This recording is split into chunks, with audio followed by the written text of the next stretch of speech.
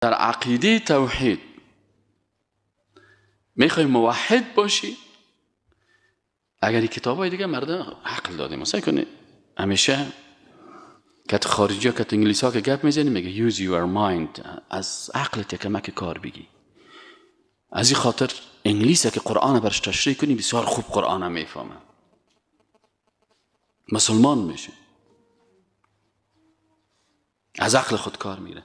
تو رو به خدا اگر کتابای فلسفه مردم مسلمان میساخت، چی نیازی بود که پیغمبرها بیاین؟ آیا قبل از حضرت محمد صلی افلاطون، سقراط، ارسطو یا نبودن؟ چرا پیغمبر گفت که ترکت فیکم، ما براتون دو چیز گذاشته، کتاب الله و سنت خدا، و نگفت که 70 و چند گروه که میشه کی نجات پیدا میکنه؟ ما انا علیه و اصحابی. ببینید که ما چی کردیم و اصحابم کردیم. تو چرا کتاب پیغمبر نمیخوانی؟ چرا کتابی که رسول الله میخواند قرآن نمیخوانی؟ چرا احادیث نمیخوانی؟ چرا عمل کرده فهم صحابه پیغمبر نمیخوانی؟ که تو میخوای از طریق دیگه کتاب ها و عقیده توحید داخل شوی.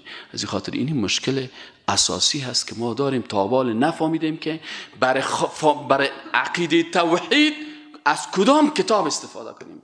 از برای خدا هندو به خاطر هندویزم خود از گرنگ خود استفاده میکنن، نصرانی به خاطر عقیده تثلیث خود از بایبل خود استفاده میکنن، یهود به خاطر فهم عقیده خود از تورات تحریف شده استفاده میکنن، میگه هر چیز است. لکن مسلمان به خاطر عقیده توحید خود از قرآن استفاده نمیکنن.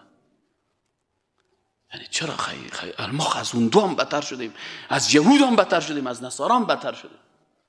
او از کتاب دین خود دین میگیره، ما قرآن قرار در سر دیوال ماندیم و عقیده خود از دیگه کتاب ها میگیریم. عقیده خود از او عالم کلام، از او فیلسوف، از او کسایی که ایوازی که عقیده را برای تو برسانه شک ایجاد میکنه در عقیده، ما برای میخوانیم. از برای خدا چه وقت این ملت چه وقت خواد بیدار شده، چه وقت ما خواد بیدار شده.